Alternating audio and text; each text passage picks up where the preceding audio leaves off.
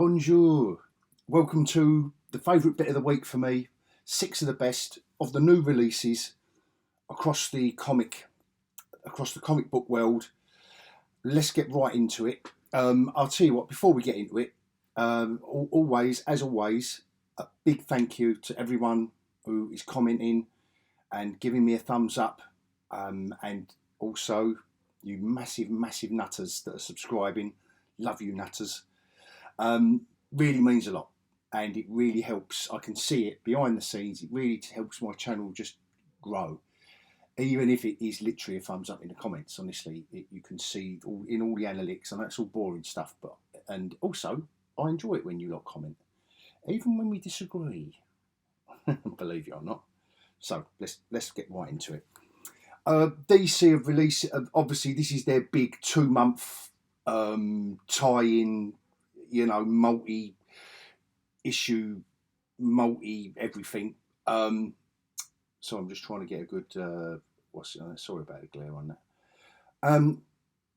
This is the first issue, Nights of Terror, Night Terrors. Sorry, that kicks off the whole thing, and not lovely artwork in it, I've got to say. And it was a really good kick-off. Now, I'm not going to get every DC book. There are 6, 12, there's 24 books it's going to run across. So I know a lot of people's eyes will roll, but that was a good kick-off to a story. It's going to be a cracking story. And I'm thinking that you can't get every single one, and you'll be able to keep up. Joshua Williamson on the writing, so I do trust him. The second part is Batman Night Terrors. That was a nice one. And guess where his Night Terrors come from? Does go back there, but in a nice fresh way. The usual team is back on this book, thank God, after those couple of fillers. It was quite a funny, light-hearted issue about a wedding. Doctor Strange and Clea go to a wedding, so I kind of enjoyed the light-hearted nature of it, but towards the end, obviously, it is leading into something a bit darker. And if something dark is what you want, then this book has been superb all the way along. The last issue of Blood Tree, I've really enjoyed that. You could claim its detractors may say it's just a run-of-the-mill police procedural, but I have really enjoyed it. And that last issue was a real good payoff. Very cinematic style of what they've done with it, in storytelling ways. Here we go. She's back. Gun Honey's back. I do like a bit of this. It's just a fun read and does exactly what it says on the tin. Nothing wrong with that. And that's another good first issue to jump onto. You don't really have to know a lot. It just kind of romps along. And this I found really interesting. This is my book of the week. Barnstormers. An unusual art job in it. That kind of mixture of, that computer colouring and stuff. Very modern art style to choose for a story set in the 70s. The 1920s. Sorry, and it did have Rocketeer vibes for me when I looked at the cover, but it isn't like that at all. It's nothing. It is just a straightforward, kind of like a whodunit. Anyway, I'll show you in a deep dive. But that was my book of the week, just for something different.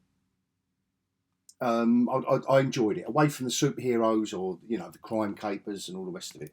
Although that is a little bit of crime caper. No spoilers. Right, join me after the scroll for the deep dive.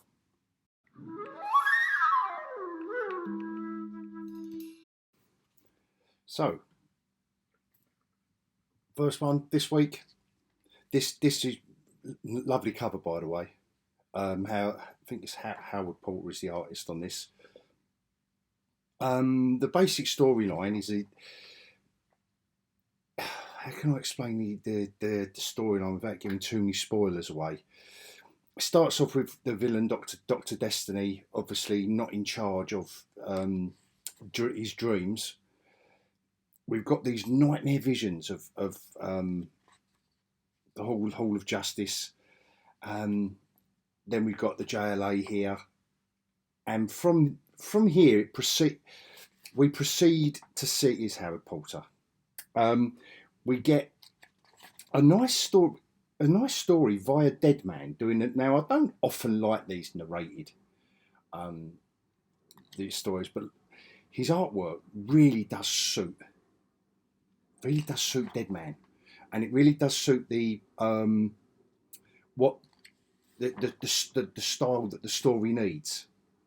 And obviously, Dead Man is sensing something, and he's sensing something around Superman and Wonder Woman, which leads them to the two of them to the Hall of Justice and Batman, and then the adventure, like just the way it's done almost through Dead Man's eyes, and what's going on in the background, and up until the point when it hits these characters. I thought was really nicely done, and like I say, lovely art job. And there we go. This is what they find this is what's happened in the Hall, but all is not what it seems. That is Dr. Destiny, or is it? This is the way that the storyline is going. Dead Man has to occupy Batman's body, which he really doesn't enjoy, which he really doesn't like. Don't do that again, kind of thing. When he gets out, when he does not like it at all. But there's something kicking off in Arkham Tower. Harley Quinn has been on, and I like the way they do the Harley Quinn in this as well, as a character. Nicely done. So things are kicking off there, but Dr. Destiny's body is over there in Arkham Tower as well as in the Halls of Justice. So this is where the mystery ensues, and in the meanwhile, you don't really know whether or not you're in a nightmare state or not. Like you're completely with the characters. It's good. I think this is a great piece of writing, and in conjunction with the artwork, and Dead Man right in the middle of it. Yeah, this was real. I really enjoyed it. It could have been, if this wasn't tying in with so many other issues, it probably would have been a book of the week. But nevertheless, it is still a great read, and I'm just going to pick up the titles, the Night Terrors that the characters that I normally read anyway, and I'm picking up more DC, so there's nothing wrong with that. I won't reveal. I'll leave it there at that. That little team up with Harley there, which was nicely done. Zatanna turning up as you would expect as well, but well worth a try. That, whether or not you pick up every single issue, but I just picked up this one. And again, this leads straight in. I mean, the numbering is a bit, a little bit misleading because it's in issue 1. I think everything is in issue 1 in this, so it doesn't kind of say Night Terrors issue 2 because this leads in straight from that issue I just showed you, that Night Terror kickoff. Basically, years ago, Batman wants to use the sensory deprivation tank to confront his fears. That was years ago, and this is his main fear. Obviously, he goes mad in the tank. Tells Alfred, look, I said 24 hours, and he said, you were down there 24 hours. That was the only thing. He just kept rerunning it. Anyway, then right up to date, and this is the nightmare. We're now in Batman's nightmare, but what he's basically saying is, I'll pull the other one, because don't you think I've had this nightmare before, with the pearls and,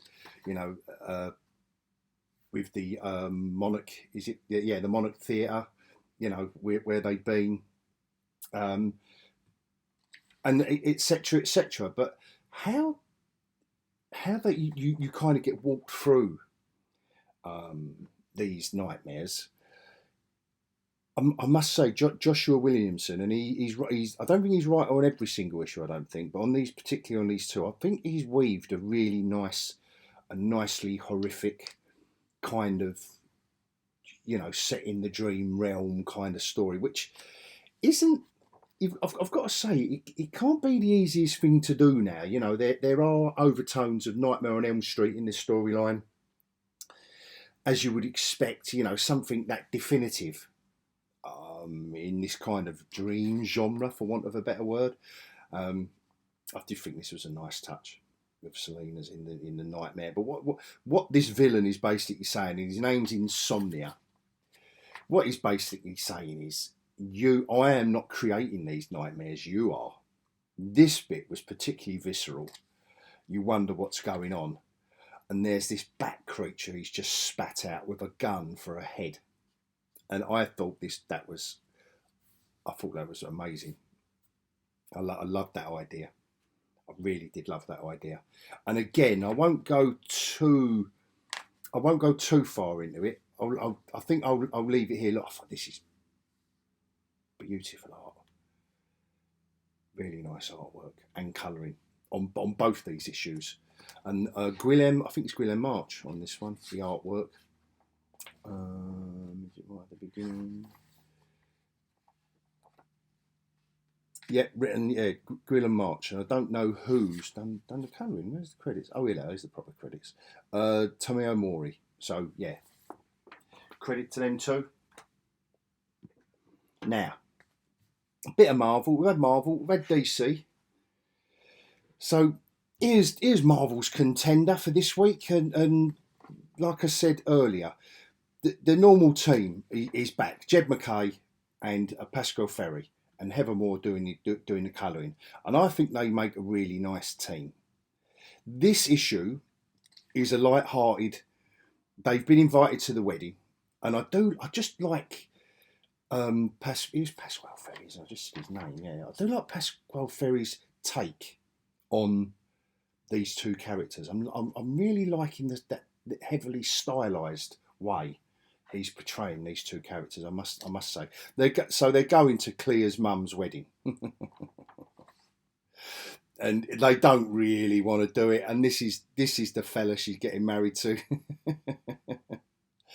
and obviously, all of the trivial, banal family feud kind of stuff erupts, which is quite funny considering we're talking about these almost omnipotent creatures, magic and sorcery and all the rest of it. So there's a lot of toing and froing here, but unravelling the greater, unravelling a few more clues of the greater mystery of what this storyline is set out to do, which is who's murdering all of these Sorcerer Supreme kind of characters. 4 out of the 6 that killed that murdered Doctor Strange. I think it's 4, or is it 2 out of the 6? Anyway, but the ones that murdered Doctor Strange, someone's going through them, and there's people accusing Clea because obviously she's got reason, and she's adamant no, it isn't her. Dormammu is presiding over the marriage, which I thought was a funny touch. Even like when look, I should have known with the lettering dripping, which I like, which a nice little page turner. I thought like well written. So okay, this is a light-hearted, but sometimes you do need. But it very quickly someone's attacking the wedding. It very quickly turns, and it's one of these are back that they fought before, that they've destroyed before. But obviously, this Tiboro, who she's marrying, wants to go off and kill them, and no, they're children. And then I'll leave it there because obviously it ends on. So like I say, begins with a light-hearted tone, but I'm glad they're both back because that had been that was not good for a couple of months. So we've done Marvel, we've done DC. Now we've got one from Image, Blood Tree, lovely cover. This is the final issue of this story, so we are going to get to. I won't go through too much of it, but what I will, because I don't really want to spoil it, because if you pick up the graphic novel, but we are basically getting to the end of the road here. He's saving his partner from last issue, etc., etc. And I've got to say, I didn't really appreciate the guy's artwork. I think I did say that in issue 1. I said the story was good, but Simic, who's doing the artwork, Maxim Simic. But I've got to say, his style has really grown on me and really suits this story well. His characterizations have been spot on, I've got to say, and I've really enjoyed it. And it's a simple story, well told. And here's a guy who's been doing all the murders. He's finally caught up with him, and I will leave it there, just to recommend it, and just to kind of say, don't be put off by the style, because I must admit, it's just one comment, is that I didn't think at the beginning that the style of this artwork suited the story. But do you know what? You do really settle into this style. It is an easy style. It's easy on the eye. There's a lot going on in the storyline, and he is quite detailed. What I have noticed is he's quite detailed in his artwork. So that has been a very good read. Issue 6, but I will say, as a graphic novel, if you haven't picked up these 6 issues, as a graphic novel, that's going to be well worth it, I think, anyway. And so we've done DC, Marvel, Image. Now we've got Hard Case Crime from Titan Comics. I think I've recommended this before, Gun Honey. This character, Heat Seeker, a Gun Honey series. And it does exactly what it says on the tin. So you think you know what's going on here. But basically, she's saving the guy. It's all been staged. So all is not what it seems. And from that simple conceit at the beginning, that's the first kind of murder or assassination, for want of a better word. You know, you've got your requisite TNA in it, which, you know, not over the top, but why not? Like I said at the beginning, these books, what I've liked about them is they do exactly what they say on the tin. So you've got your murders aplenty, you've got your little bit of TNA, you've got your assassins and your guns, your setups, a little bit of mystery and intrigue. It's all you want. All you want. Little chase scene. Here we go. Burying the body. Love it. Well, and again, well worth a read. Or if you want to try one of the other ones, I think there's at least 2 or 3 gun. And this is what the finest kind of pulp noir. Ed Brubaker's little comment here. You know, that is the perfect summing up of this stuff. It is very pulpy. It is very noir, and that's why I like it, because I really do enjoy it. But it's set in the modern day. Unlike the book of the week, which is set in the 1920s. From Dark Horse Comics, so we've had, you know, that's 5 publishers. 6 comics from 5 publishers this week. I love it. And Scott Snyder, a name you might recognise. But this one I didn't. The artist, Tu Lote. And the artwork, I mean, the cover drew me straight to it, I've got to say, in that Rocketeer kind of era vibe. But it is not. That is where the similarity ends. And basically, this is a story of a main character who is a barnstormer. And what a barnstormer is one of these, you know, magnificent men in their flying machines. And like I say about this art, a really nice, and I know it's that kind of computer aided art, but nevertheless, I'm not saying that in any kind of detrimental way, but even the colouring really suited, you know, really evocative of the era. And there's something mysterious going on with this, and you get to learn a bit more. There's quite a lot of pale. That's just nice artwork here, and you do wonder what's going on. That kind of lays the seed, and then he's been sent you know, they get paid to do their loop-the-loops and all that and take people up in their planes. And he thinks that this gathering here is for him, but it's not. It's a wedding. And he kind of disrupts the wedding. And that's when it all kind of kicks off. Then he's introduced to this character. And from there, we're introduced to this guy he's one of the Pinkertons, and he's going to be chasing him and her down. And I don't really want to say any much more than that, because it really is an intriguing, this nice kind of, what do they call that? You know, like the Betty Page kind of era artwork.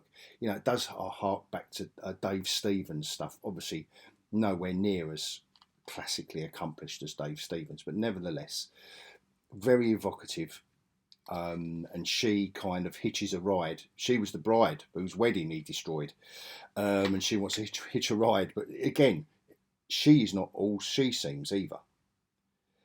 And in the second half, so that's kind of like the first half, we're right in it, nicely paced. Here's her ex, or her fiance, whatever you want to call it. Right, so that's kind of like your setup. And then we're off. And again, lovely artwork for this character. You know, really does, you know, it's really kind of a cheesecake. Was it called cheesecake artwork? You know, and it really is evocative of the era. So, and I will leave it there, because I don't want to give anything away, because this is quite an expensive book. It's not $4.99. It wasn't expensive. I think it was the DC one that was the most expensive one this week. But that's a thick old book, and I'm not sure whether or not this was online or not, because it's like a bit like Clear. Clear is from Dark Horse, and it's got a lot of pages. It's a thick old book. I mean, there's a lot of pages. I don't know if there's an actual page count, and I think it's because where they're released online. I don't know. Maybe. Anyway, perhaps someone can tell me in the comments. But now it's obviously time for cover of the week, which is my little look at what would sell. What would sell on a spinner rack in the newsagents? Would it be that? I don't think so. Even though it's a beautifully rendered illustration, and it describes exactly what's in the comic. It's not exactly the most exciting thing to, and that's what I mean. I did say that drew my eye to it, but I'm saying it's not exactly the most exciting cover when you look at something like that, or even something as kind of gruesome as that. It is gonna, you know, it's a kind of horror murder mystery that's gonna draw you into that. I don't think you can beat a bit of Batman with, you know, young Bruce Wayne back at the scene of the crime. But what I will say is it's been done a million times, hasn't it? I'm going to put that one in because there was a lot going on in it, and it's Alex Ross. So there. If you're going to sell a Star Wars cover, put General Leia, Vader, and the Emperor on it, and I think you're on to a winner. Another little Alex Ross one there. Look, just a Fantastic Four. It's still meandering along a little bit, this comic, but as a cover, I think you've got all the characters on it, so I think that's a decent contender. To go Star Wars, there's a lot here actually. I think a lot of good covers, because again, exactly what it says on the tin with big robot. He's obviously just cutting half with his lightsaber. I think that's deserving of a mention. There again, a lot going on. Night Terrors, with these evil eyes and the JLA. Look, you've got Dead Man, Harley in it. So Zatanna. There's a lot going on there as well. So I've got to say that does, you know, and I do miss Jay Lee's artwork, and I think that's a fantastic cover. I've got a soft spot for the character anyway. But I think that's a superb illustration. I really do. But as far as covers of the week go, I don't think that's it. I don't think it's going to be either of the Alex Ross ones. I think it's going to be, I don't know, just the Star Wars one. I mean, to sell a Star Wars comic, but is it that exciting? I think for non-superhero pulp noir, I think that is going to, and for obvious reasons, and hello to my old mate Paul at Comics and Fantasy in Hornchurch, where I get all my comics from. I reckon he knew when he put that in my hands, as the actress said to the bishop, I think he knew it'd be my cover of the week. So that's my cover of the week. And on that note, I will bid everyone until next week, adios.